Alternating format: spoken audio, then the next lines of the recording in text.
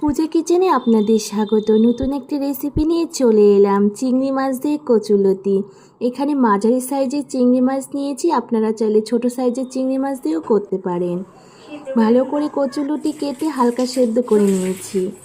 কড়াই গরম করে কড়াইতে দিয়ে দিচ্ছি তেল, হালকা ভেজে নেব কচুলতি, নামিয়ে ফেলবো।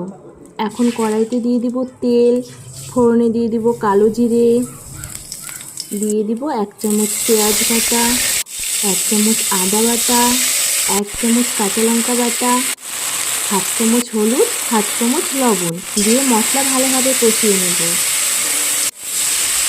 আগে থেকে ভেজে রাখা কচুলতি দিয়ে দিব, দিয়ে ভালো করে ভেজে নেব।